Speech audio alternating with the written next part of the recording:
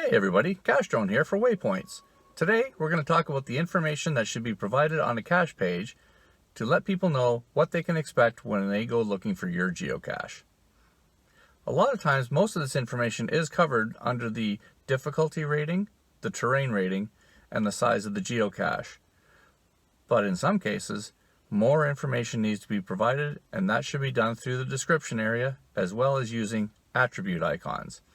Case in point, this great geocache placed here in Port Dalhousie by a well-established local geocacher. It's listed as a 4.5 micro, but that could mean a lot of different things. It could be a tree climb. It could be just something that could be really difficult to locate. Lots of different scenarios that could come into play. So it's always important to read the cache page to find out. I've currently parked about 80 meters away from the geocache, and it looks like, to me, it's just on the back end of a cemetery where I can just walk over to it, possibly climb up a tree, because the gentleman who placed this one is kind of known for climbing trees. And then I'd be able to search throughout the entire tree and find the geocache, sign it, and head back to my car. Should be a pretty straightforward one, but without reading the cache page, I could be in for some trouble. You know what? How about we get out of the car, go walk over to it, and see what we can find? Alright, let's go! Now that we're out of the car, we're going to go look for the geocache, which is placed somewhere over in this area. It's about 75 meters away from where we're standing, here at the entrance to St. Andrew's Cemetery. St. Andrew's Cemetery is managed by the City of St. Catharines, and it's located in the community of Port Dalhousie. Port Dalhousie is known worldwide as the home of the Henley Regatta, which takes place on 12 Mile Creek in Martindale Pond. Let's get walking over and see if we can find the cache over in this direction somewhere. Let's go. Okay, as we walk across the cemetery, we're going to head over towards Ground Zero, which is about 70 meters away from where we've started. And we're looking for a difficulty 4.5, terrain 4.5. But unfortunately, when it comes to the size, all we have is unknown, which could be anything. This geocache, it's called Under the Maple, was placed by two local geocachers who are well established in our community, NFJK and White Cloud 65. But most of us just simply know them as Ken and Ebert. Both of them seem to just really love tree climbs. So I'm expecting that because it's a 4.5, it's probably a micro container hidden up a tree somewhere that I'm going to have to climb. We're about 30 meters away from Ground Zero, and we're kind of running out of land.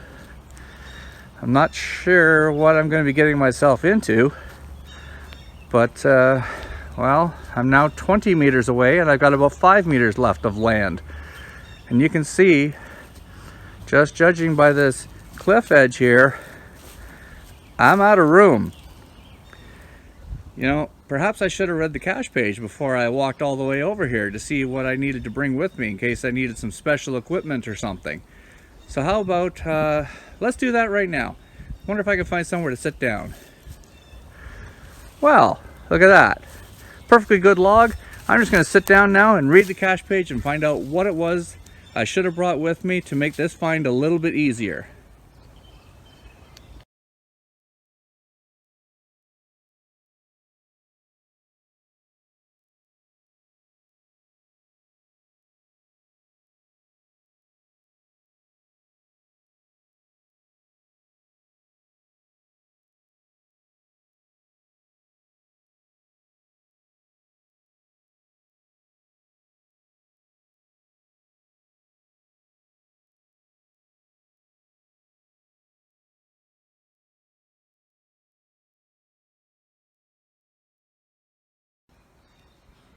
Now that I've sat down and read the cache page like I should have done in the first place, I find out that I need a boat, and I don't have a boat with me. So I guess I'm coming back. I could have saved myself a lot of trouble and effort if I would have just read the cache page first. On the good news, I'll be coming back again, and this time I'll just bring Outsiders 2 with me, and we'll find a boat somewhere, and we'll bring that along and we'll spend a day out on Martindale Pond and find other geocaches that might be accessible by boat only. Can't fault the cache owners for this one. They provided all the information necessary to find the cache properly and without any problems.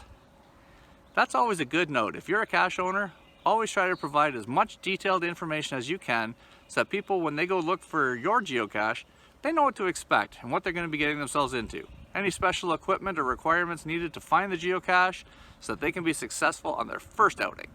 Because every cache should be able to be found the first time somebody goes out. I've been Cache Drone for Waypoints.